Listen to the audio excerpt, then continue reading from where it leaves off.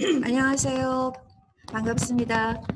저는 평택대학교 사회복지학과의 신승현 교수입니다.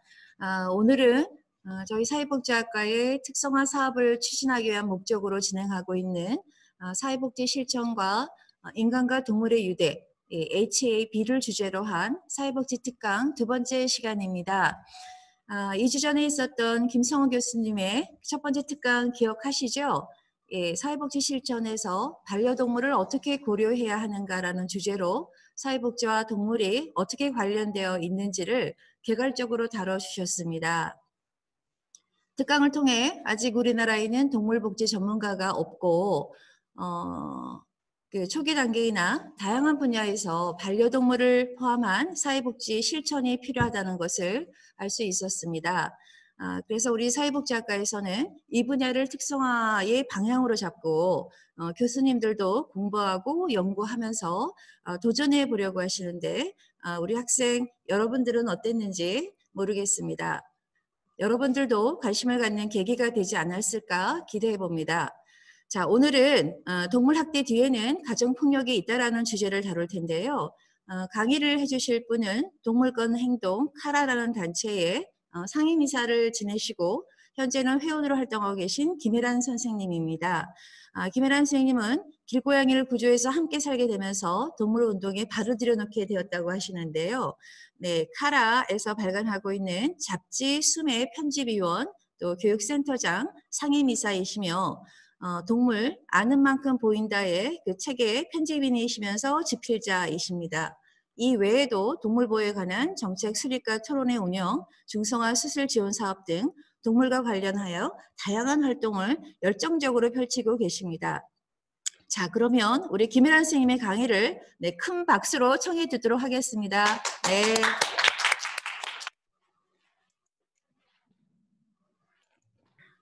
안녕하세요. 지금 방금 소개받은 김혜란입니다. 정말 풍부하게 소개해 주셔서 감사하고요. 저는 거기다가 이제 그런데 동물 활동을 한 사람이 왜 여성 문제하고 연결되지? 이것만 덧붙여서 설명드리면 될 것 같아요. 제가 동물 활동을 하기 전에 여성 활동을 먼저 했습니다. 그래서 2005년부터 여성의 전화, 한국 여성의 전화에서 상담원으로 일했던 적이 있고요. 전공도 여성학입니다. 그런데 여성학을 전공하다 보니까 여성학이 사회적 약자에 대한 이론이잖아요. 근데 동물이 이 사회의 최약자였던 거예요. 그래서 점점 동물에 이제 관심이 기울어지게 되면서 논문 쓰는 것도 제쳐두고 카라라는 단체에 들어가서 일을 하게 됐던 거죠. 그래서 저는 끊임없이 여성의 문제와 동물의 문제를 연결시키고 또는 동물의 문제와 사람의 문제를 연결시키는 것에 크게 관심이 있었습니다. 제가 가능하면 재미있게, 가능하면 쉽게 강의를 하고 싶어요. 그런데 어떤 주제도 저희가 땀 흘리는 공부방을 거쳐가지 않을 수가 없습니다. 그래서 오늘도 현실도 다루지만 약간 이론적인 영역도 다룰 수밖에 없어요. 그래서 그런 부분들을 다 끝까지 따라와 주시기를 정말 부탁드리고, 다만 제가 지금부터 드리는 말씀은 사실 우리나라에서는 어디에서도 듣기 어려운 강의일 수는 있습니다. 제가 2013년부터 이 주장을 해왔는데 아직까지 통계조차도 우리나라는 갖고 있지 않아요. 그런데 그러면 저는 뭐 했을까? 답답하죠. 그래서 아마도 여기에서 제가 말씀드리는 내용이 약간 어려운 게 있다 하더라도 이거는 내가 어디서 듣기 어려운 내용이니까 이때 한번 들어놔야 되겠다, 이런 마음으로 들어주시면 정말 감사하겠습니다. 그래서 조금은 쉬운 데서부터 재밌게 시작을 해보려고 해요. 동물 퀴즈부터 먼저 해볼 건데요. 여러분도 같이 한번 맞춰보세요. 고양이는 발바닥에 지문이 있다. 자, O, X 다 선택하셨나요? X입니다. 그러면 고양이는 지문이 없나요? 있습니다. 그럼 어디에 있죠? 고양이는 코에 있습니다. 네, 개도 코에 있습니다. 그래서 그거를 비문이라고 저희가 표현합니다. 자, 그럼 두 번째 문제로 넘어갈게요. 물고기는 고통을 못 느낀다. 자, 다 준비하셨죠? O, X, O. 하나, 둘, 셋. X입니다. 물고기는 고통을 느낍니다. 특히 물고기는 입 주변이 예민해서 입 주변의 고통을 많이 느껴요. 그러니까 낚시를 하시는 분들이 저는 미늘이 없는 낚싯바늘을 사용하셨으면 좋겠어요. 미늘이 없는 낚싯바늘이라는 것은 낚싯바늘이 이렇게만 되어 있는 것. 이렇게 돼서 다시 꼬부라진 것 말고 이렇게만 되어 있는 것. 그런 거를 사용하시면 잡아서 다시 풀어주실 수도 있고 꼭 필요하지 않으시면 그렇게 할 수 있는 고통을 최소화할 수 있는 그런 장치가 되겠습니다. 자, 세 번째 문제로 넘어가 볼게요. 햄찌는 밤에 노는 것을 좋아한다. 햄스터를 반려동물로 키우시는 분들이 굉장히 많이 들었죠. 그러면서 햄스터의 특성에 대해서도 이제 아시는 분 많으실 것 같아요. 자, 햄스터는 밤에 노는 것을 좋아할까요? 정답은 맞습니다. 햄스터는 야행성 동물입니다.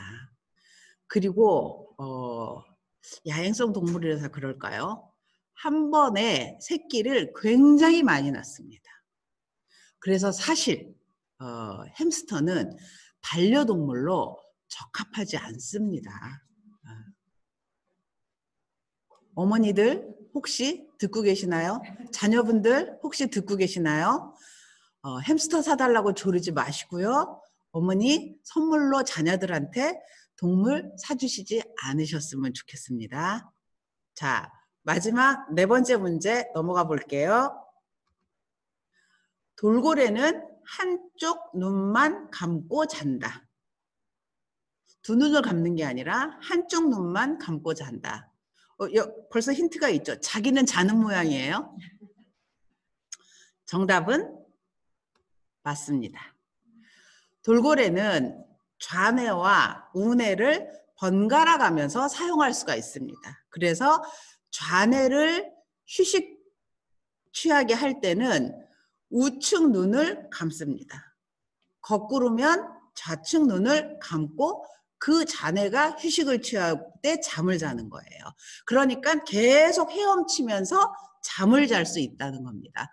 그러면 이런 영역에 있어서는 정말 사람이 위대할까요? 사람만이? 아인슈타인이 좌뇌와 우뇌를 적절히 잘 사용했던 천재 중에 한 명이라고 저희는 알고 있잖아요. 그만큼 사람은 좌우뇌를 함께 적절히 사용하는 게 굉장히 어렵고 그 특이한 일로 되어 있잖아요. 근데 돌고래는 그게 평범한 거라는 거죠.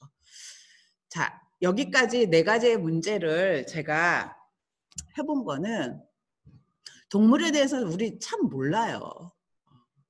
그런데 동물은 인간에 대해서 모를까요? 얼마 전에 최재천 선생님의 강의를 들은 적이 있어요. 최재천 선생님은 절대 그럴 수가 없다고 주장을 하시더라고요. 왜냐하면 최상위 포식자를 피해야 되는 입장에서는 최상위 포식자를 면밀히 관찰할 수밖에 없는 게 자연 생태계다라는 말씀이었던 거예요. 너무 일리가 있죠. 그래서 인간, 쟤 나 위협적이야. 얼마든지 관찰하고 있을 것이다. 반면에 우리는 동물을 그만큼 과연 알까? 이런 점에서 다시 한번 반문해봐야 된다. 이렇게 말씀하셨는데 너무 공감이 됐어요. 그래서 저희는 겸손해야 될 것 같습니다. 동물에 대해서. 자, 이제 오늘 본격적인 이야기로 들어가 보겠습니다. 사례로 먼저 저희가 현실을 만나볼게요. 2018년 남편의 구타를 피해서 자녀 둘, 반려견 둘이 함께 지낼 곳을 긴급히 문의하는 상담 전화가 카라에 걸려왔습니다. 이분은 남편이 매일 술을 마시고 나를 패는 게 아니라 아이들과 개를 팬다는 거였어요. 자기가 개를 던질 때마다 너무나 격한 반응을, 아이들을 때릴 때마다 참을 수 없는 반응을 보이기 때문에 그거를 유도를 하는 거였다는 거예요. 그리고 남편은 의도적으로 유기를 한 적도 있다는 겁니다. 그래서 동반 입소할 수 있는 쉼터를 찾아봤는데 우리나라엔 그런 곳이 없습니다. 그리고 반려동물을 시유기견 보호센터에 보내고 싶어도 보호자가 있는 반려견은 유기견으로 취급되지 않기 때문에 보호소에서 받을 수가 없어요. 법적으로. 할 수가 없는 거예요. 이분이 할 수 있는 일이. 그러니까 결국은 마지막에 동물보호단체에 도움을 호소해 온 겁니다. 카라도 역시 이렇게 보호자가 있는 개는 어떤 형태로든지 받지 않습니다. 하지만 이런 경우는 이 개인의 문제가 아니었던 거죠.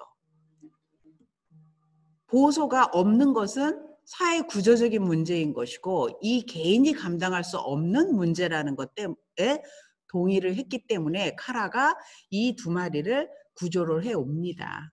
그래서 구조 당시의 사진인데 모자이크 처리된 이유는 저기 끝에 사진 보면은 입양되어 있는 사진 보면 모자이크 처리가 안 돼 있죠. 앞에 모자이크 처리된 이유는 아직 입양 전이었기 때문에 모자이크 한 거예요. 견권을 보호하기 위해서.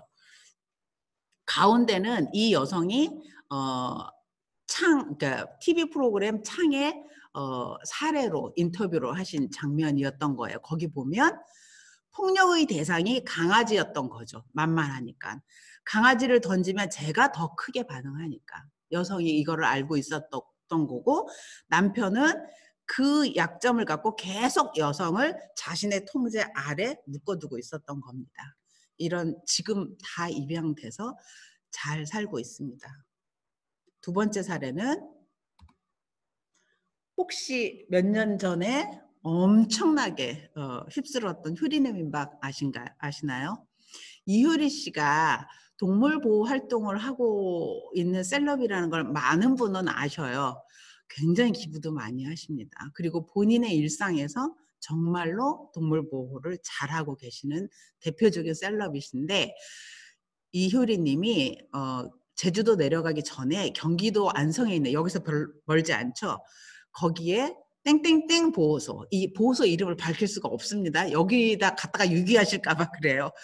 땡땡땡 보호소는 이효리님이 정기적으로 봉사를 하는 곳이고 그 유명한 효리님의 개 순심이도 바로 이 보호소에서 입양을 한 아이들이에요. 그런데 모카는 자동차 관련 가게를 하던 동거인의 폭력에 시달려온 여인이 이대로 가다가는 두 반려견이 죽을 것 같다고 제발 좀 받아달라고 호소를 해서 보호소에 입소됐던 강아지인데 봉사하러 왔다가 딱 눈이 마주친 거죠. 그래서 데리고 가셔서 처음에는 본인이 입양하려고 데려가신 게 아니라 자기가 어디에 입양을 해보겠다 이렇게 데려가셨는데 이 아이유님의 그 맨 위에 사진 보면 벌벌 떨고 있는 모카에게 조금씩 손을 내밀어 보는 이렇게 되어 있죠. 그러니까 사람에 대한 공포가 있었던 거예요. 그래서 이효림님이 모카를 다른 곳에 입양 보내는 걸 포기하고 본인이 안게 됩니다. 이런 사연이 있는 모카고 완전히 떨쳐지진 않았지만 정말 엄마를 좋아하는 그러한 자식 모카가 되어 있어요. 그 다음에 다른 사례. 너무 가슴 아픈 사례죠. 이 사진은 이 위의 내용하고 완전히 일치된 사진은 아닙니다. 고양이를 살해하고 V자를 그리고서 인증 사진을 찍고 있는 거죠.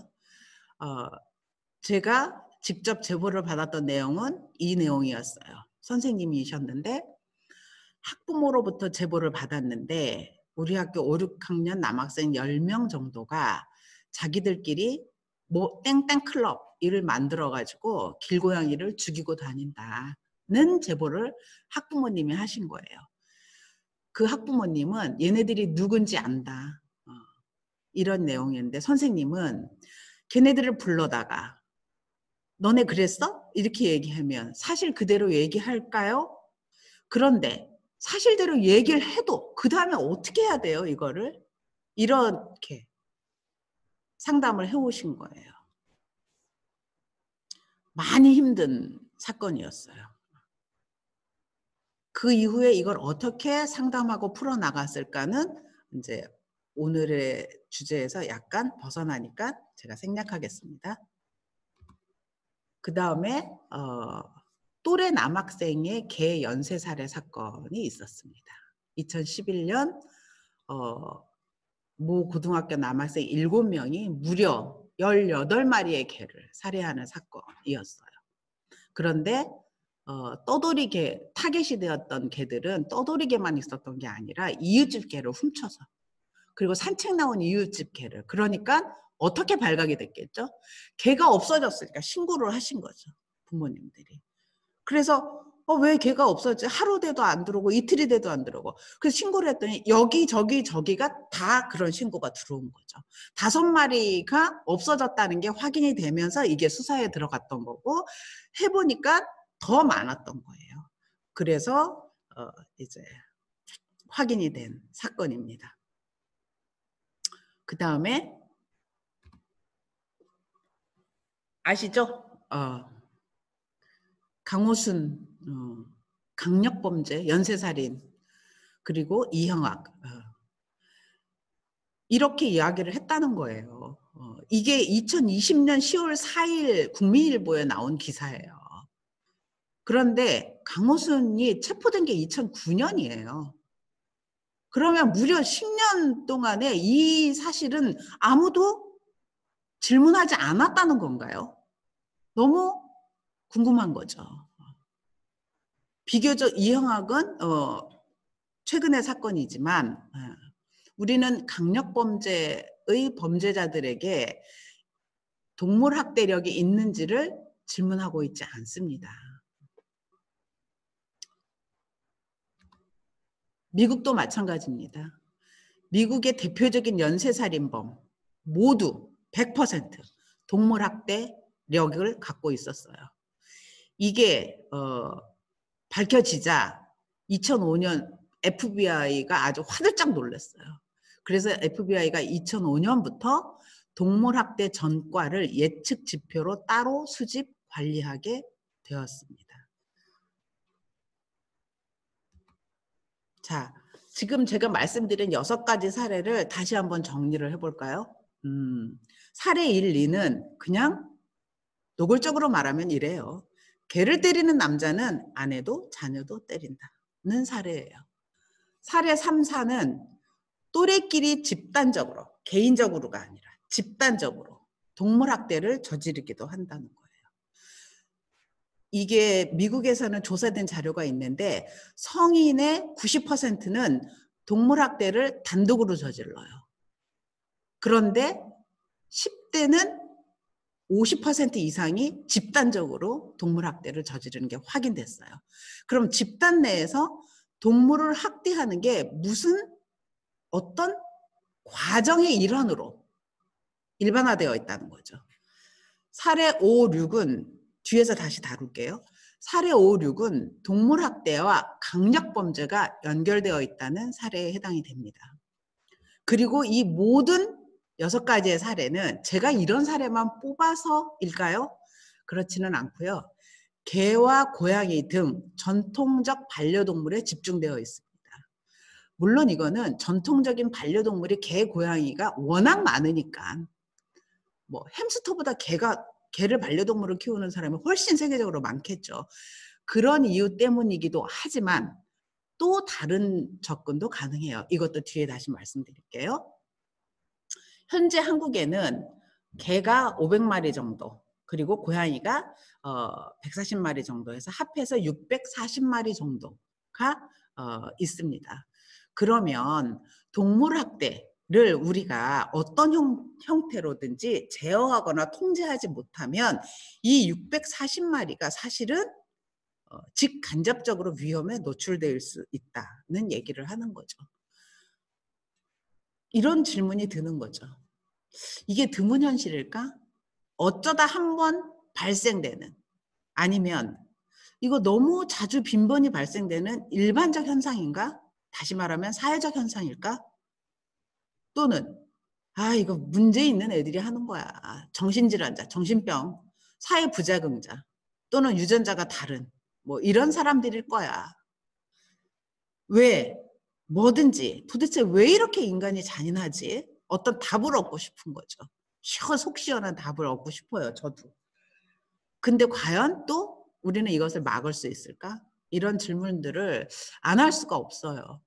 그래서 이 질문에 대해서 조금씩 이제부터 접근을 해보려고 합니다. 제가 오늘 여기서 다루는 동물은 다 반려동물이라는 거 아시겠죠? 반려동물입니다. 영어로는 companion animal. 이 용어는 노벨상을 수상한 동물학자 로렌츠가 1983년에 주창을 했어요. 그 아래에 그림 보면 오리를 팔에 올려놓고 계신 분이 로렌츠세요. 이분이 동물 행동학자인데 오리, 그러니까 예를 들면 우리나라의 최지천 선생님은 개미, 자기의 연구 분야가. 네, 이 로렌츠는 오리 이랬던 거죠. 그래서 오리가 헤엄치잖아요. 그러니까는 오리랑 같이 호수에서 헤엄치고 먹고 마시고 자고 이러면서 너무나 사랑으로 오리를 관찰하신 분이에요. 그분이 이제 주장한 용어이십니다. 한국은 2005년부터 동물보호 단체를 중심으로 애완동물 대신 반려동물로 명명하자. 그래서 그 이후에는 반려라는 단어를 굉장히 많이 사용하죠. 지금은 절대로 애완이라는 단어를 사용하지 않죠. 애완은 뭐죠? 완구라는 뜻이죠. 애완용 완, 장난감이라는 뜻이죠. 그렇기 때문에 하나의 생명체로 보지 않는 표현이라서 사실상 애완이라는 단어는 우리의 문화에서 좀 빨리 추방을 했으면 좋겠는 단어입니다. 반려동물이라는 단어가 갖고 있는 속 깊은 의미가 있죠. 그게 뭐냐 하면 동물도 자아가 있고 역할 취득이 가능하며 인간과 공유한 의미를 창출할 수 있는 정신적, 사회적 존재라고 본다는 걸 뜻해요. 자아가 있는 것은 어떻게 알죠? 특히 개, 고양이, 거울을 비추면 거울 속에 있는 누군가가 있다는 것을 알죠. 개들이. 그게 이제 반사 효과를 확인하는 거죠. 역할 취득이 가능하다는 것은 이후에 제가 다룰 사건에서도 확인이 되지만 가족 구성원 내에서 개가 어떤 역할을 한다는 거예요. 가족 내에 막내 역할을 할 수도 있고 희생자의 역할을 할 수도 있고 이런 형태로 역할 취득이 가능한 존재라는 겁니다.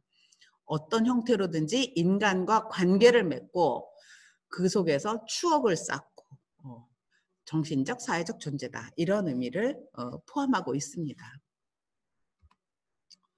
이제 조금 땀 흘리는 공부방으로 가볼게요.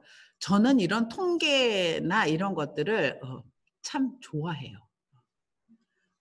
여성학을 전공했기 때문에 질적 방법론에 익숙하지만 이런 양적 방법론에 대해서도 굉장히 의미가 있다고 생각해요. 다른 사람들한테 설득하기 너무 좋거든요. 그래서 이 강의를 듣는 여러분도 이 모든 수치를 다 외우실 필요는 없죠. 제가 이 자료를 공개했잖아요.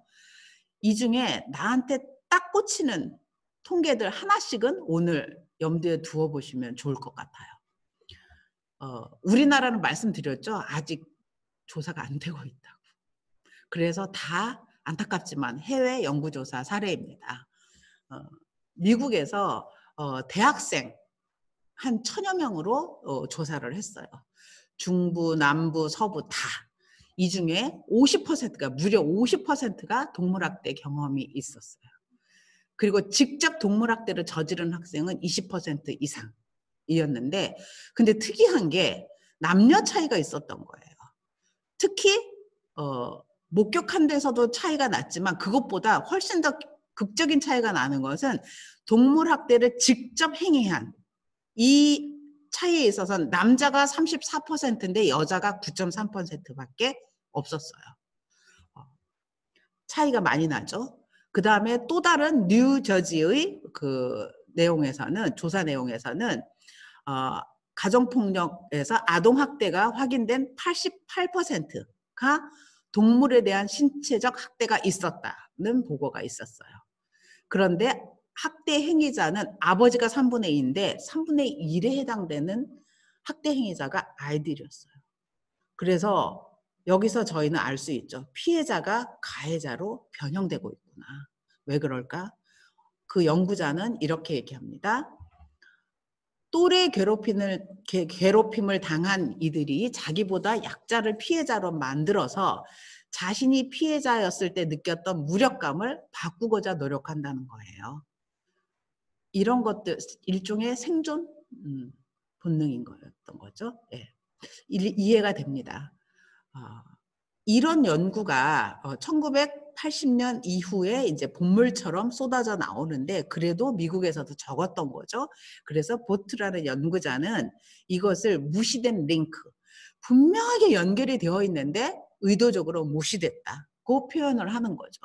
아동학대 연구에서 동물학대의 연관성이 무시됐다는 것을 이렇게 표현을 합니다. 동물학대는 성차별적이다라는 거는 아까 위에서 남녀 차이를 이렇게 표현을 하는 겁니다. 이건 뒤에서 다시 다룰게요. 뭐 다른 표현으로는 동물학대는 젠더적이다. 이렇게 표현하기도 합니다. 이번에는 강력범죄와 동물학대의 연관성이에요. 이건 마지막 것만 호주의 연구는 살인범의 100%가 동물학대력을 갖고 있다는 게 확인이 됐고요. 그 다음에 주목할 것은 1997년에 보스턴 대학하고 동물구조단체가 협력해서 조사한 게 있어요. 무려 21년 동안 이 동물보호단체가 고발한 동물학대범을 전수조사를 했던 건데 그중에 45%는 살인, 36%는 가정폭력, 30%는 아동성범죄였어요. 이게 발표돼서 이제 FBI가 너무 놀란 거예요. 그랬단 말이야. 그리고 시카고 경찰이 더 화들짝 놀라가지고 자기네들 과거의 것까지 다 뒤져가지고 다시 통계를 내기 시작을 했던 거죠. 그런 점에서는 감사하죠. 자, 이번에는 이제 오늘의 주제였던 동물학대와 가정폭력에 대해서만 집중적으로 들어가 볼게요. 저는 이렇게 생각이 됐어요. 정말 아이러니죠. 가족이라 사랑받고 가족이라 맞아요. 양날의 칼이 되어버린 가족이에요. 우리가 반려동물, 아까 말씀드렸죠? 반려동물이라고 했을 때는 인간과의 사회적 관계의 맥락 속에서 위치 지어졌을 때를 우리는 반려동물이라고 해야 된다. 여기서 잠깐 딴 얘기를 할게요. 우리나라는 아직도 개식용을 금지가 안 된 나라잖아요. 그 논쟁은 뭐 이걸 뭐라고 하지? 무슨 개미지옥인가? 막 돌아요. 이런 논쟁을 하다 보면. 그런데 그 중에 뭐 나오면 뭐 소나 닭은 이제 걔는 반려동물 아니냐 이렇게 얘기를 하면 이제 다른 분들은 아니 뭐 다른 그거는 뭐 누구는 반려동물 뭐 햄스터 반려동물 있고 모두 다 그렇죠. 어떤 동물도 반려동물이 될 수 있습니다. 왜? 나하고 사회적 관계를 맺으면 그때부터 나한테 의미 있는 김춘수 시인님의 꽃처럼 내가 명명하는 관계의 포지셔닝이 되기 때문에 그렇죠. 어떤 동물도 반려동물이 될 수 있어요. 그런데 우리가 특별히 개에 대해서 반려동물이잖아 이렇게 얘기할 때는 하나가 더 추가됩니다. 그건 뭐냐면 역사적으로는 인간과 공진화해온 유일한 동물이라는 점. 다시 말하면 달마가 이렇게 달을 가리킬 때 어떤 사람은 저 달을 보지만 어떤 사람은 이 손가락을 본다는 거죠. 개는 어디를 볼까요? 달을 봅니다. 즉 사람의 의도를 파악해요. 개는. 이것은 영장류도 못하는 내용이에요. 침팬지의 영장류도 못하는 건데 오로지 개과만 사람의 의도를 파악해서 가리키는 그 대상을 본다는 거죠. 그런 여러 가지의 차이는 있습니다. 그래서 반려동물이라는 게 어떤 것인지 다시 한번 말씀드리고 싶어서 이 말씀드렸던 거고요. 그래서 너무나 가족으로서 사랑받는 것도 반려동물. 그런데 가족관계망에 들어와 버리니까 폭력 가정일 경우는 그 막내의 폭력성을 그대로 같이 감당해야만 하는 가족으로서의 또 반려동물 이렇게 돼버린다는 거죠. 그래서 1980년 매우 이른 시기에 이런 주장을 하셨어요. 이분이. 반려동물이 화풀이 대상이 되기도 하고 다른 가족을 통제하고 정서적으로 학대하기 위한 수단으로 이용되기도 하고 인간 폭력을 위한 사전 훈련의 용도로서 기능한다. 얘기를 최초로 문제 제기를 하셨죠. 지금은 아주 일반적인데 여성 문제 연구자들은 이렇게 이야기를 하시죠. 가족 구성원이라는 지위로 인해 폭력에 더 취약한 존재가 된다. 가정은 근데 저희가 여기서 가정 자체가 사실은 폭력이 매우 일어나기 쉬운 그런 구조라는 점에 대해서 동의했으면 좋겠어요. 가족에 대해서 우리는 낭만적으로 해석하죠. 일반적으로 가족은 따뜻해야 되고 내가 결국은 마지막에 돌아가야 될 고향이고 뭐 이런 형태. 이제 그런 낭만성도 뭐 때로는 필요하지만 또 한편으로는 가정은 그 친밀성과 위계성이 함께 존재하기 때문에 아주 쉽게 폭력이 일어날 수 있는 그런 환경에 있는 곳이다라는 점도 우리가 이해할 수 있었으면 좋겠습니다. 그래서 동물학대는 반드시 인간과의 상호작용 속에서만 발생을 한다. 이거가 참 중요한데 뭐 굉장히 유명하신 분이 뭐 개와 관련된 어떤 사건들이 이슈가 되는 경우가 있죠. 뭐 엘리베이터에서 누가 뭐 어떻게 했는데 어쩌고 저쩌고 뭐 이렇게 해가지고 이게 학대냐 뭐냐 뭐 막 이런 것들이 있죠. 이건 여성 문제를 다룰 때로 굉장히 중요한 관점이에요. 맥락을 보는 거예요. 그 사건을 보는 게 아니라 그 사건 속에 인입된 관계자들 간의 맥락이 어떻게 해석돼야 되는가에 의하여 학대냐 학대가 아니냐를 봐야 되는 거지. 너무나 가난하신 독거노인 할머니가 한 번도 목욕을 못 시키고 강아지를 데리고서 끌어안고 모든 애정을 품으면서 따뜻한 정을 체온을 나누고 있다. 학대인가요? 저 개인적으로는 학대는 아닙니다. 그 맥락이 중요하다고 봅니다. 이럴 때 그 다음 단계 이것을 학대로 보지 않기 때문에 그 다음 단계의 행위가 달라지는 거예요. 이걸 학대로 보면 어떻게 되죠? 분리시켜야 돼요. 그 할머니와 강아지를 분리시켜야 돼요. 하지만 학대로 보지 않으면 어떻게 되죠? 도와드려야죠. 그래서 목욕봉사를 가도록 해줘야죠. 네. 그렇게 다르다는 점을 말씀드리고 싶어요. 그 다음에 연구조사도 한번 볼게요. 쉼터 입소 여성을 연구 조사하는 경우가 가장 일반적이에요. 이 쉼터라는 건 폭력을 피해서 탈출해서 가시는 곳. 거기가 쉼터죠. 우리나라도 당연히 쉼터가 있습니다. 전국에 약 한 80여 개의 쉼터가 있습니다. 근데 이 쉼터는 당연히 비공개입니다. 이게 공개되면 어떻게 되죠? 남편이 거기까지 따라와요. 칼 들고. 그래서 남편이 이 쉼터를 찾아내기 위해서 정말 모든 수법을 다 해요. 대표적으로 쓰는 게 뭐냐면은 학교 앞에서 아이를 기다리는 거예요. 그래서 그 아이를 미행해요. 그러면 어느 쉼터인지 찾아내는 거죠. 그럼 여지없이 칼 들고 그 다음날 튀어드는 거죠. 그래서 쉼터는 비공개로 되어 있습니다. 2008년에 호주에서 이 쉼터 여성들을 조사를 했는데 입소된 여성 중에 반려동물과 같이 살고 있었던 여성들은 어땠어요? 이렇게 물었더니 53%가 나의 반려동물도 같이 학대를 당했다라고 답변을 했던 거죠. 미국은 97년도에 71%가 굉장히 높죠. 가장 최근에 2018년 여기에는 소개를 안 드렸지만 2018년도에 자료를 제가 확인해 보니까 뭐 이 숫자가 줄지 않았더라고요. 저는 줄지 않을 수 있을 것 같아요. 동물학대에 대해서 사회적으로 통제하기 위해서 굉장히 많은 노력을 기울이지 않기 때문이 아니라 노력을 기울이는 속도하고 반려동물, 반려가족이 느는 속도하고가 너무 비슷하거든요. 정말 미국은 반려동물과 같이 사는 가구가 아이들을 자녀로, 사람 아이를 자녀로 같이 두는 가구보다 더 많아요. 우리나라는 아직 아니지만 곧 그렇게 가겠죠. 그래서 이 숫자는 줄기가 어려울 것 같아요. 예전에 제가 그 동물 활동을 하시는 분들하고 이제 가슴 아픈 사연들을 많이 공유를 하고 있으니까 어떤 얘기를 했냐면 다들 다 구조 한 번씩은 다 구조의 경험들이 있고 그 구조에서 내가 안게 되는 반려동물이 있게 되겠죠.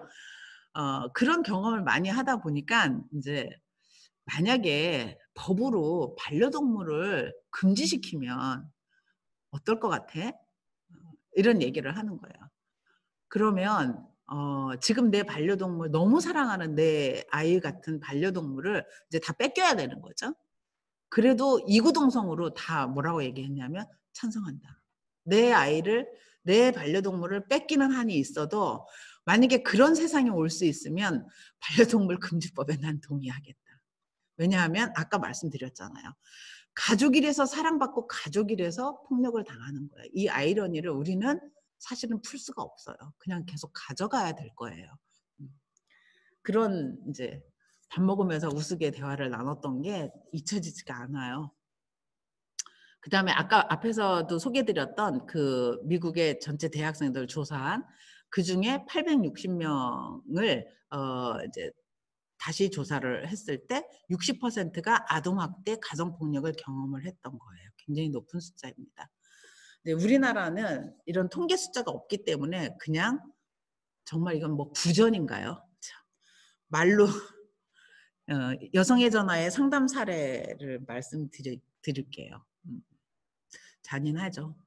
아내를 협박하기 위해서 아내의 사랑하는 고양이를 세탁기에 넣고 돌린 사례 있었어요. 전자레인지에 넣고서도. 그리고 높은 곳에서 떨어뜨리는 거는 굉장히 자주 일어나는 거고요. 그거보다 더 자주 일어나는 것은 밤새 구타하는 거죠. 이런 상담 사례에서 이 여성단체들은 너무나 고통스러워해요. 뭐냐 하면 이 문제를 어떻게 다뤄야 할지 너무 난감하다는 거야. 왜? 동물학대를 다룰 수 있는 훈련된 스텝이 없기 때문이에요. 없습니다. 우리나라에. 여성 문제와 동물학대를 함께 다룰 수 있는 스텝은 없어요.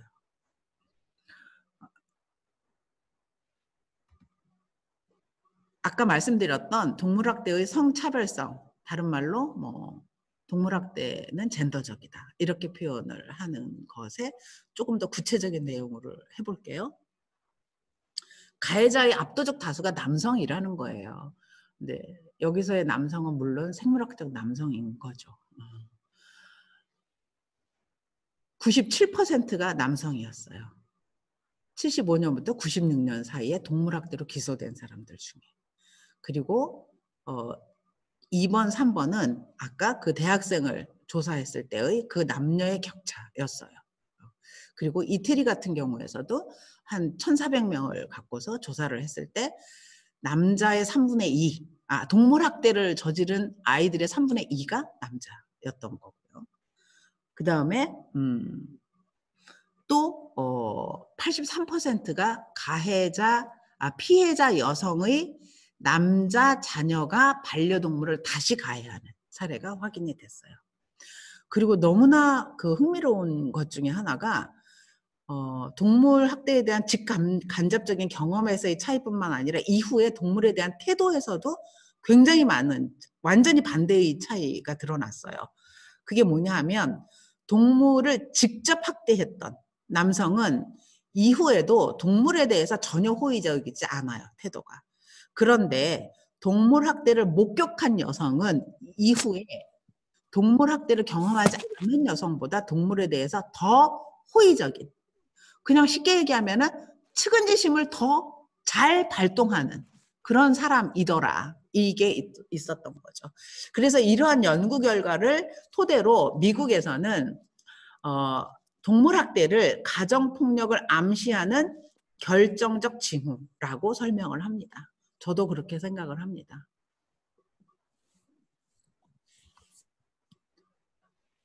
자, 근데 왜 그럴까요? 왜 이렇게 성차별성이 드러나죠? 이게 가장 많이 설명하는 원인이에요. 뭐냐 하면 남성 지배적인 사회에서 문화적으로 남성성을 획득하는 학습하는 과정에 이미 공격성, 통제 이런 것들을 습득하는 과정에 동물학대가 하나의 소재로 들어간다는 거예요. 다른 말로 얘기하면 동물을 살해하거나 고문하거나 통제하거나 괴롭힘을 통해서 남성성을 획득한다는 거죠.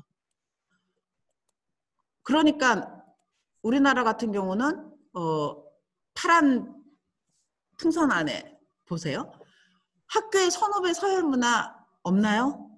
여러분 가슴에 손을 얹고.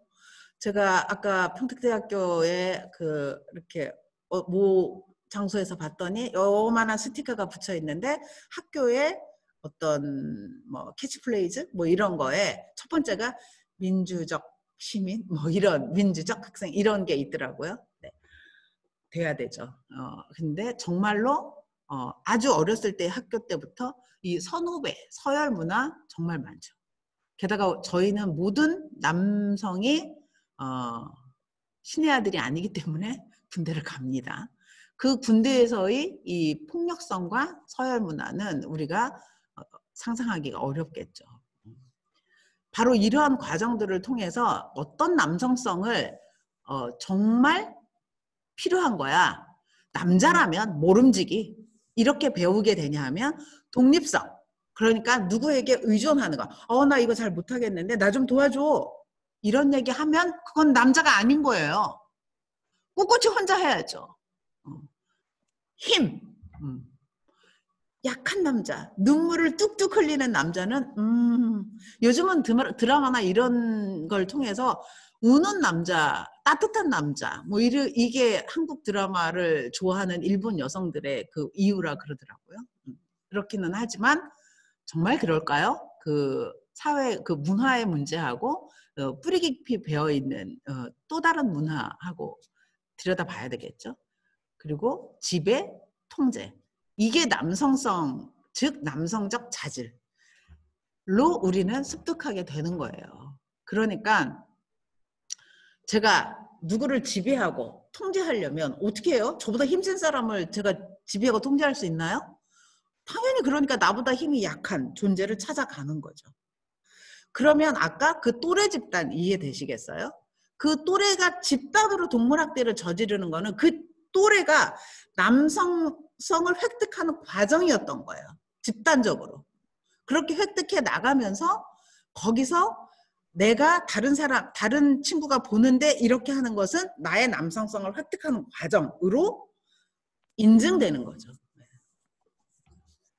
그 다음에 이렇게 한번 길을 트면 그 다음에는 이렇게 획득한 지배적 위치를 유지하기 위해서 다시 폭력을 악순환의 과정으로 간다는 거죠. 여기서 중요한 거는 뭐냐 하면 이 힘 지배 통제와 거꾸로 공감, 배려 이러한 측은지심은 최소한으로 억제될 수밖에 없다는 점이에요. 너무 불쌍하잖아요. 그러니까 여기서의 남성성은 바로 젠더죠. 이거는 생물학적 남성을 의미하는 게 아니잖아요. 그러니까 이러한 남성성을 생물학적 여성도 획득할 수 있는 거예요. 그런 위치에 있으면. 그런데 바로 그런 위치에 있는 사람이 생물학적으로 남성이 더 많은 거라는 거죠. 그래서 이거를 동물학대의 젠더성이라고 얘기를 하지. 그래서 생물학적으로 남자가 문제야. 이렇게 접근하시면 안 되는 거죠. 이 부분은. 자, 그 다음에 그래서 이거를 이제 어떻게 표현을 하냐면 조금 어려운 표현일까요? 이거는 특권과 권력 유지의 자원으로서 폭력이다. 폭력은 뭐야? 그러면 폭력은 특권과 권력을 유지하는 요소야. 이렇게 설명한다는 거예요. 또 다른 설명으로는 폭력은 뭐야? 다른 사람한테 특정 형태의 남성성을 보여주는 자원이야. 그래서 그걸 통해서 나는 끊임없이 과시하고 전시하고 의식적이고 의도적인 행위를 하게 되는 거지. 그게 폭력이야. 그러니까 무의식적으로 정신이 잠깐 나가서 뭐 이런 폭력을 얘기하는 건 아닌 거지. 실제로 그런 폭력이 있죠. 정신질환이면은. 그런데 통계상으로는 동물학대의 10%에 해당된다는 게 확인이 됐어요. 정신질환에 의해서 폭력이 되는 경우. 이런 분은 어떻게 해요? 치료해드려야죠.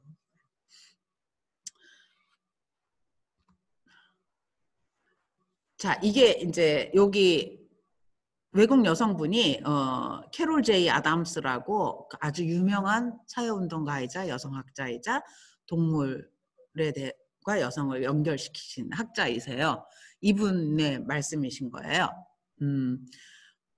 자신이 가진 권력을 보여줘. 동물을 해치면서.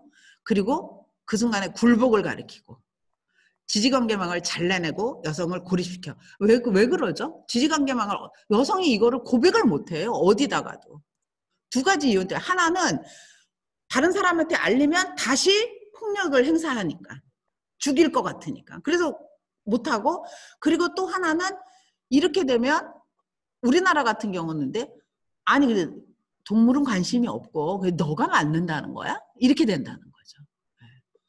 그러니까는 점점점 얘기를 못하게 되는 거예요. 그리고 아까 말씀드렸죠. 남성성의 자질 중에 하나가 독립성인 거예요. 그러니까 여성이 독립성을 획득해 나가려고 하는 것을 용납을 못하는 거예요. 그건 네가 갖춰야 될 자질이 아니야. 넌 순종. 이렇게 되는 거죠. 그거에 대한 이 깊은 곳에서부터 올라오는 분노를 폭력으로 표출하는 거죠. 그래서 가정 내의 이거는 두 번째 아까 말씀드린 두 번째에 해당되는 거죠. 한번 그 단계로 들어가면 그 폭력을 유지하기 위해서 테러 분위기를 가족 내에서 계속 유지를 하는 거죠. 그러면서 여성이 자신을 못 떠나고 위협하고요. 떠난다면 그것에 대해 분명히 처벌할 것을 경고를 하는 거죠. 심지어는 동물학대를 직접 보게 하고요. 참여하도록 강요하기도 하고요. 미국 같은 경우는 조사에서 뭐냐면은 범죄를 저지르게 시켜요. 너 가서 어디 가서 이거 훔쳐와. 너 안 하면 내가 가만 안 둘 거야. 이렇게 된다는 거예요. 그래서 대부분이 나의 동물이 죽을까 봐 슈퍼 가서 물건을 훔쳐오기도 하고 뭐 이런 여성들이 많이 있어요. 그러면서 자신이 가진 권력을 끊임없이 확인시키는 거죠. 다시 이제 정리를 할게요. 제가 맨 앞에서 사례 6가지를 말씀드리면서 궁금하지 않으세요? 이거 드문 현실이에요? 아니면 일반적인 거예요? 이런 질문들을 드렸잖아요. 이제 여러분들 스스로 한번 답을 해보세요. 드문 현실로 봐야 되나요? 통계 숫자 다 기억 안 나더라도 한번 어느 정도였지? 우리가 사회현상이라고 얘기를 했을 때 나 혼자 뭐 봄맞이 벚꽃놀이를 여의도에 윤중로로 내가 혼자 보러 간다. 그럼 이건 우린 사회현상 아니죠. 근데 그날 지하철이 미어 터지도록 모든 사람이 거기를 벚꽃놀이로 온다. 그럼 벚꽃놀이는 하나의 사회적 현상이 되는 거잖아요.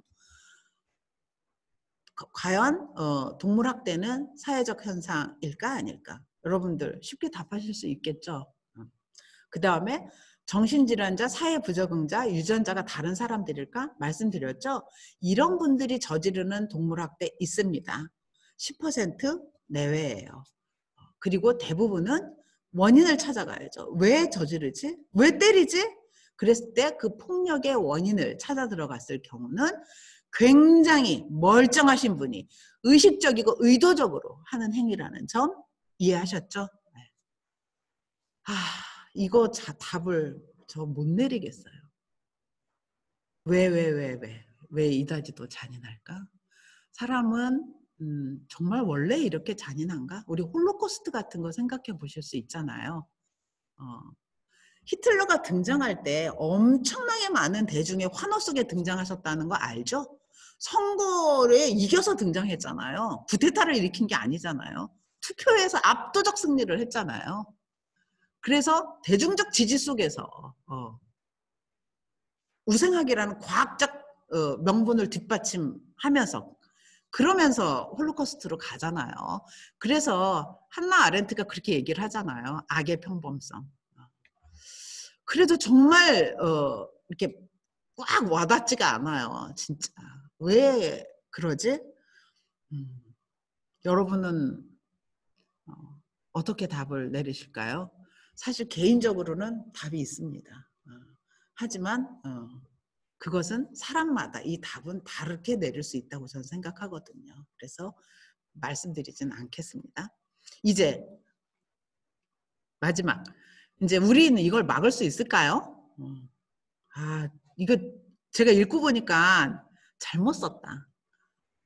우린 이걸 막아야 해요. 이렇게 써야 되는 거야. 근데 나도 모르게 이거 막을 수 없는 거 아니야? 이런 생각이 깔려 있어 버렸네요. 지금 느꼈네요. 그래도 저는 갑니다. 자, 뭘 할까요? 우선은 뭐든지 가치가 되게 중요하죠. 전 그렇게 생각해요. 똑같은 만약에 기부 이런 걸 하더라도 이 기부를 통해서 나한테 돌아올 이익을 염두에 두면 이건 그린 마케팅이죠. 좋은 마케팅이에요. 그렇지만 저 사람이 기뻐하는 게 너무 기쁘거든 내가. 다르죠 가치가. 그래서 가치가 중요하다고 생각을 하는데 그래서 지평의 확대인데요. 물고기를 이렇게 손으로 꽉 잡는 거야 아이가. 이거 하고 나 또는 내 이웃의 개나 고양이를 직접 학대하는 거고 과연 같을까요? 이거는 저는 구별해야 된다고 생각해요. 후자는 아까 말씀드렸던 의도적 폭력에 들어가죠. 저는 아동들이 저지르는 동물학대 중에서 이것을 분명히 구별해야 된다고 생각합니다. 이걸 구별을 해야만 쉽게 그 아동에 대해서 낙인을 안 찍어요. 그걸 낙인 찍으면 안 되죠. 왜? 이거 얘네 이거 뭐야? 나중에 연쇄살인범 되는 거야? 이렇게 된다는 거예요. 그렇지가 않죠. 그렇게 쉽게 낙인 찍어서는 안 되고 그 다음에 사실 많은 분들이 나도 알게 모르게 뭔가 이런 행위를 했었던 적이 있어요. 제가 가르쳤던 학생 중에 하나는 여학생인데 고3 때 그 고3 스트레스를 이기지를 못해가지고 병아리를 사서 아파트 옥상에서 떨어뜨린 친구가 있어요. 제가 그 얘기를 듣고 제가 그때는 동물운동을 하지 않을 때거든요. 이걸 어떻게 해야 되나. 근데 잊고 지나갔어요. 그러니까 많은 사람들한테 에이 이거 한 번쯤 성장할 때 보면 겪는 거야. 이렇게 돼버리면 정말 뽑아내야 될 동물학대를 우리는 희석시키면서 못 뽑아내요. 그렇게 해서도 안 되는 거거든요. 그렇기 때문에 저는 이런 거 구별해야 된다. 폭력의 정도 차이는 전 중요하다. 이렇게 생각합니다. 두 번째는 저는 이렇게 생각하는데 여러분은 어떻게 생각하세요? 반려동물 가족이라며요. 그럼 이제 동물학대도 반려동물에 대한 동물학대도 가정폭력이라고 하면 안 될까요? 가정폭력 따로 있고 동물학대 따로 있고 가정폭력과 동물학대의 연관성을 설명해야 되는 게 아니라 그냥 가정폭력 내에 동물학대가 들어와 있으면 안 되나요? 저는 이렇게 접근을 하기를 원합니다. 이렇게 접근을 하는 게 훨씬 더 우리의 지평을 넓힐 거라고 생각합니다. 어떻게 넓히죠? 민주주의의 사각지대에 있는 폭력적인 사안들을 훨씬 더 투명한 렌즈로 바라볼 수 있을 거라고 확신해요. 저는. 그 다음에 법적 사회적으로 용인되는 관행이 있어요. 사냥. 우리나라는 고라니를 일정 기간 동안 엽사들을 통해서 죽일 수 있게 허락하죠. 특정 지역, 특정 기간을 정해서. 근데 사실 이게 전국적으로 보면 매번 엽사가 고라니를 죽일 수가 있어요. 근데 그거 아세요? 여러분들 로드킬로 고라니가 많이 죽어서 너무 안타깝지만 고라니가 중국과 한국에만 서식해요. 전 세계적으로는 멸종 위기 동물이에요, 고라니가. 근데 중국과 한국엔 많은 거예요. 그러니까는 시골에, 저도 시골 살지만 어르신들이 그거 너무 많어 이렇게 얘기를 하시는 거예요. 전체적으로는 너무 안 많습니다. 멸종위기 종입니다. 네. 동물 실험. 이거 여전히 동물 실험에 대해서 필요하다고 생각하시죠? 특히 인간의 건강에 있어서는. 예를 들면 정말 안 해도 되는 동물 실험에는 이제는 다 반대하셔요. 뭐 화장품 이런 것들. 그리고 의례적인 거. 이미 다 사람한테 나쁘다는 거 또는 좋다는 게 입증이 됐음에도 불구하고 그게 법적 서류를 갖춰야 되기 때문에 의례적으로 실험할 수밖에 없는 이런 것들. 이런 것들에 대해서는 이미 다 누구나 반대를 하십니다. 하지만 여전히 신약이 지금 위드 코로나 시대의 이 백신 동물 실험 거칩니까? 안 거칩니까? 거치죠. 아무도 문제 제기하지 않죠. 빨리 해라. 더 많은 실험을 해서 1상, 2상, 3상 빨리빨리 이렇게 하죠. 네. 공장식 축산. 너무 실제로 공장식 축산의 장면은 매우 잔인합니다. 돼지 같은 경우는 몸을 뒤집지 못합니다. 딱 수출이라고 얘기를 하죠. 그 수출 안에 딱 들어가 있으면 나오는 날은 도축되는 날이에요. 거기서 새끼 계속. 동물 복제. 정말 핫 이슈죠. 이슈였죠. 동물 복제. 복제된 동물은 해피했을까? 그리고 동물 복제를 위해서 끊임없이 난자를 채취당하는 암컷 동물에 대해서 우리는 생각해 본 적 있을까? 뭐 이런 것들을 보면서 이런 거 어떻게 태도를 취해야 되지? 현실은 어떻게 되냐 하면 그냥 딱 있는 그대로야. 제일 모순적이에요, 여기가. 그냥 그거 인정해요, 저희. 인정해야 되지 않을까요? 가장 모순적인 게 가장 일반적이고 제대로 된 정답이에요. 여기서부터 그냥 시작했으면 좋겠어요. 괜히 다른 식으로 가지 않아도 된다고 생각해요. 다만 이러한 주제들을 우리는 다뤄봐야 된다고 말씀드리고 싶어요. 마지막으로 동물의 지위에 대해서 우리가 질문하지 않으면 지평이 확대 안 될 것 같아요. 반려동물을 생명으로 봐야 돼? 물건으로 봐야 돼? 아니면 제3의 존재? 생명과 물건의 사이? 우리나라는 뭘로 보죠? 물건으로 봅니다. 네. 그렇지만 문화적으로 반려동물 하면서 자꾸 생명으로 보게 해요. 그래서 동물보호 교육 같은 거를 하죠. 그럴 때는 동물이 생명이에요. 그때는 반려동물 교육, 에티켓 교육 같은 거 할 때는 가족으로서의 반려동물. 그런데 법적으로 내 개를 누가 죽였다. 뭐 우발적 사고로든 그러면 어떻게 되는 거죠? 네. 거래되는 가격 이상을 받기 어렵습니다. 물건으로 보기 때문에. 이렇게 모순적인 거죠. 이런 질문을 우리가 던져야 돼요. 그래서 이 모순성을 어떻게 해결해 나가지? 여기서부터 우리는 굉장히 창의적이고 다양한 의견을 공유할 수 있을 거라고 생각해요. 그 다음에 좀 구체적인 거. 정말 처벌법이 왜 이렇게 잠들어 있죠? 잠들어 있는 처벌법을 깨웠으면 좋겠습니다. 실제로 고발 건수보다 고발 건수의 10% 미만이에요. 시정이 떨어지는 거는 그거보다 더 아래고요. 한두 건? 이렇게 되는 거예요. 그래서 표를 참고하시면 돼요. 쉽게 이해하시겠죠. 네. 근데 2년 이상 2천만 원 미만이에요. 우리나라는 동물학대 하면. 이거 대인 폭력, 사람을 향해서 폭력을 저지른 것보다 높아요. 이게 찾아보시면. 맞아, 형량은 이렇게 세요. 근데 세면 뭐예요? 이거를 한 번도 때려 맞은 사람이 없는데 그냥 잠들어 있어요. 이 처벌법은. 네. 차라리 형량이 낮더라도 제대로 해야 되지 않나?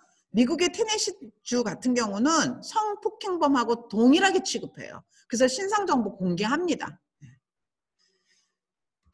두 번째는 이게 제가 2013년부터 주장했던 내용이에요.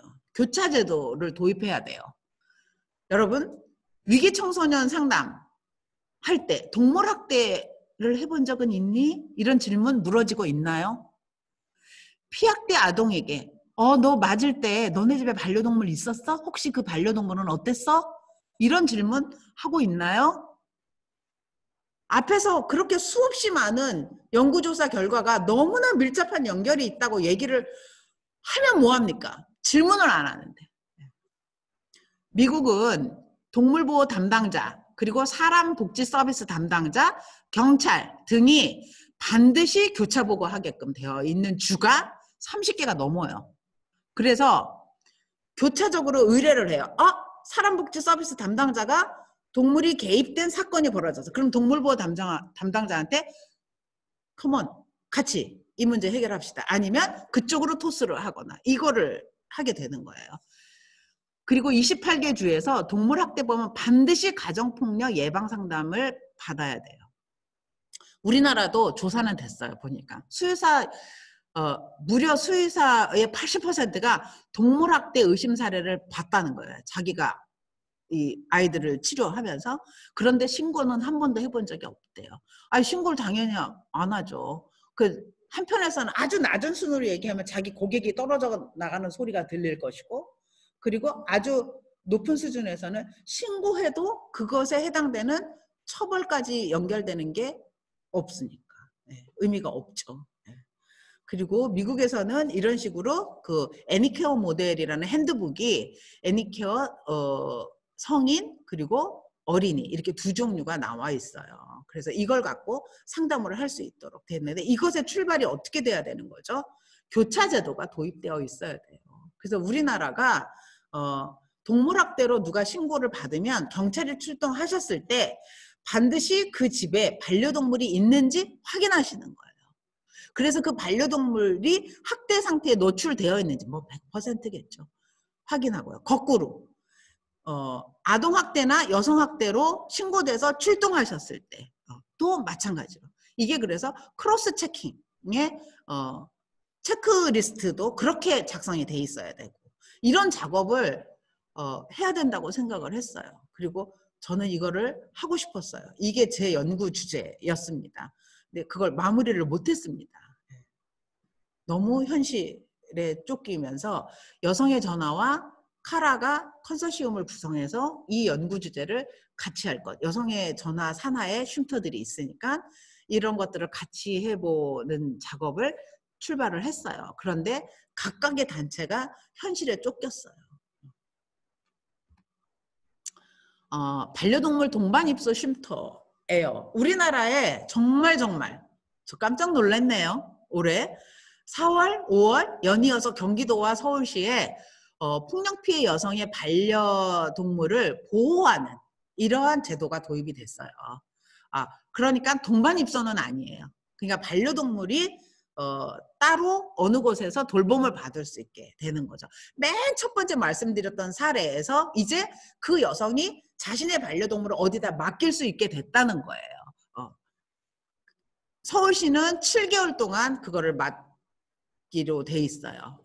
5월에 시작을 했는데 제가 확인해 보니까 개 두 케이스가 지금 대기 중에 있다 그러더라고요. 이거를 할 때 저는 여기에 빨간 색깔을 칠한 이유가 있잖아요. 수의사에 들어와야 됩니다. 수의사에만 들어오면 안 돼요. 수의사에는 봉사하시는 분들이기 때문에 들어오셔야 돼요. 동물 케어를 하셔야 되는데 일반 동물병원더러 당신의 수익을 감소할 거를 감안하고 거기서 좀 동물을 케어하세요. 이렇게 못 하잖아요. 그러니까 케어해야 될 장소를 제공하는 곳과 케어하실 수 있는 수의사 분들 다 들어오셔야 되고요. 당연히 여성폭력 상담하시는 데도 들어오셔야 되는 거죠. 여기에 이제 코디네이터로 누가 들어와야 되죠? 복지 담당자가 들어오셔야 되는 거예요.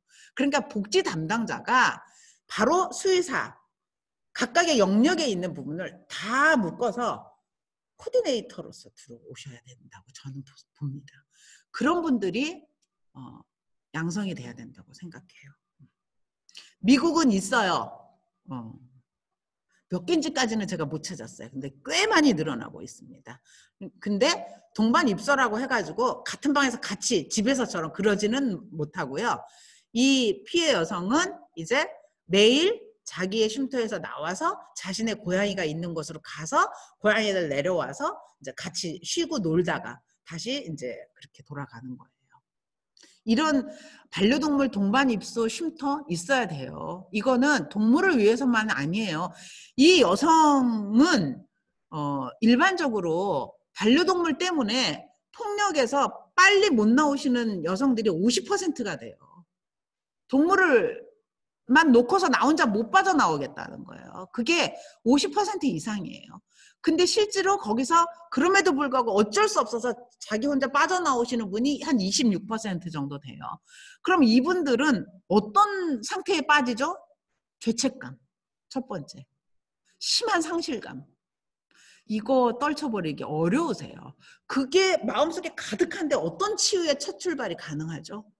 이거는 피해 여성뿐만 아니라 이 동물뿐만 아니라 피해 여성의 제대로 된 치유를 위해서도 꼭 필요한 장소라고 생각을 합니다.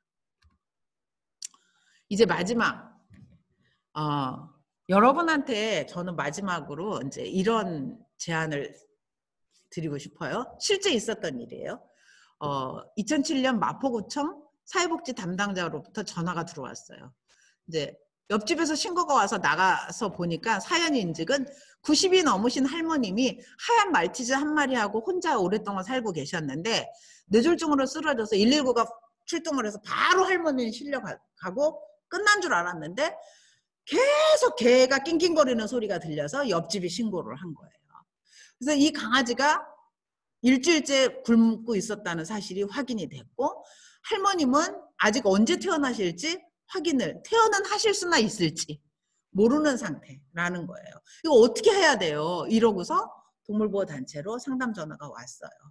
자, 이제 여러분들이 스텝이시라면 어떻게 개입 전략을 짜시겠어요?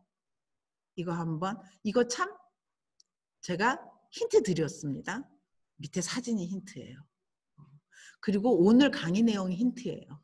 반려동물은 뭐라고 말씀드렸죠? 그 사람과의 관계 속에서 판단돼야 되는 게 반려동물이다 말씀드렸죠. 자, 그거 염두에 두시고 한번 개입 전략을 짜보세요. 나 같으면 나 이렇게.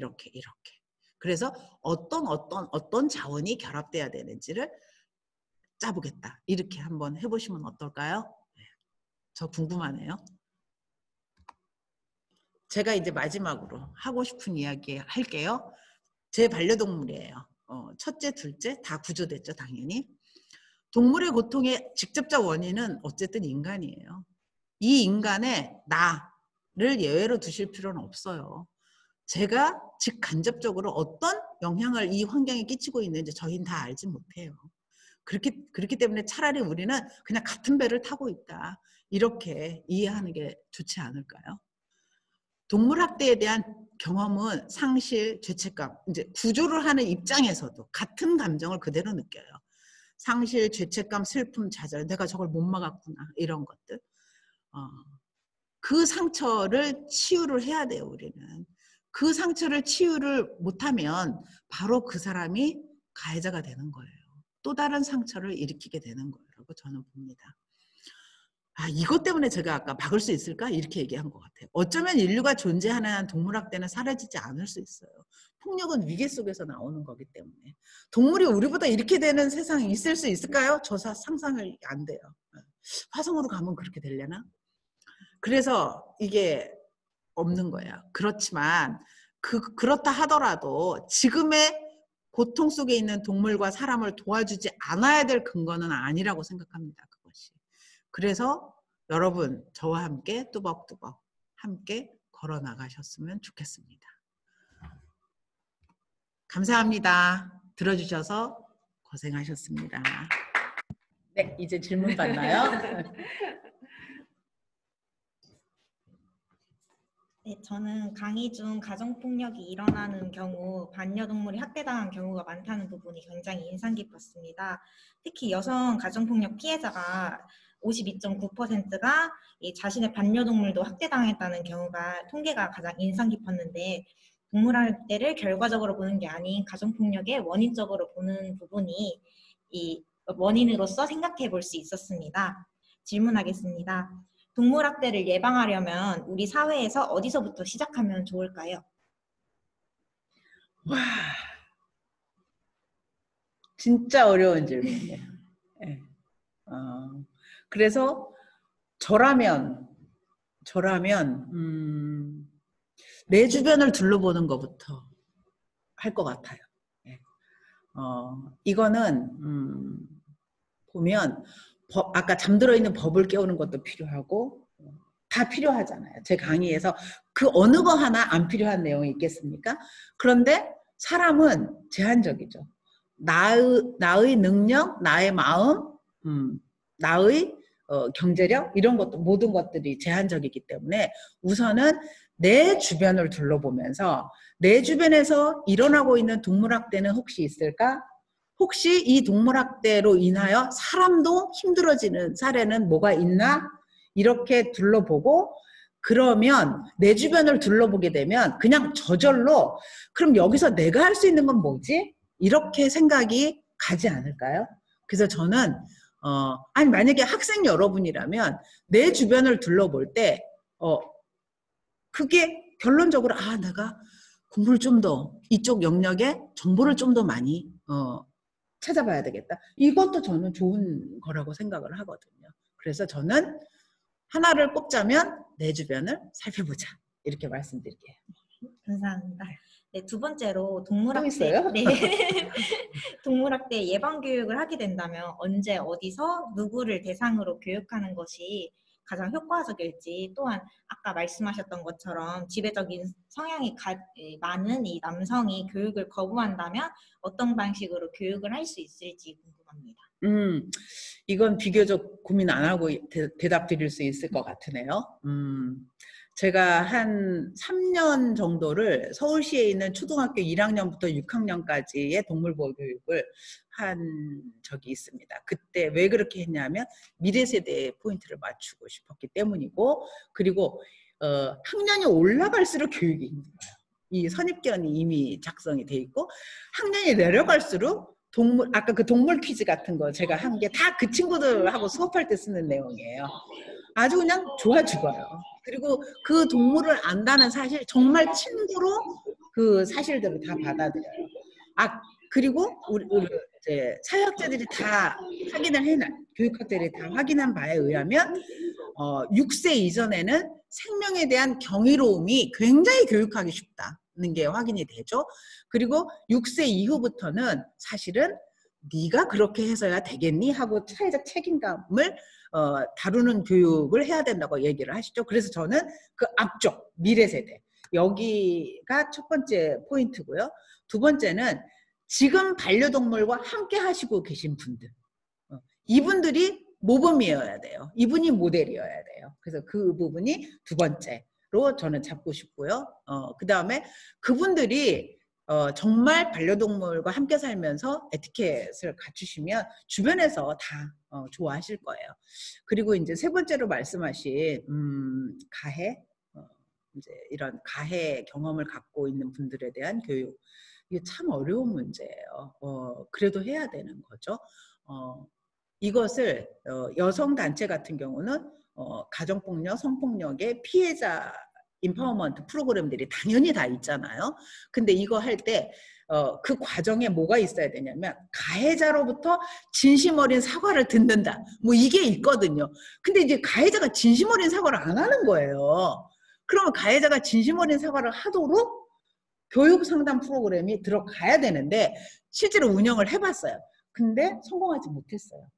그거를 이수해야 될 프로그램으로 생각하는 장벽을 뚫지를 못했어요. 그래서 이거는 꼭 해야 되는 건데 그러한 NGO 같은 단체에서 하기는 어려운 프로그램이구나 라는 게 확인이 됐어요. 학교 또는 국가기관 일정의 공공기관이 아까 제가 소개드렸던 핸드북을 만들거나 이런 형태로 교육을 접근을 해야 되지 않을까 이런 생각이 들었습니다. 감사합니다. 네, 도움이 되셨어요? 네. 네, 저는 사회복지학과 3학년 박은영이었고요. 좋은 질문 감사합니다. 네.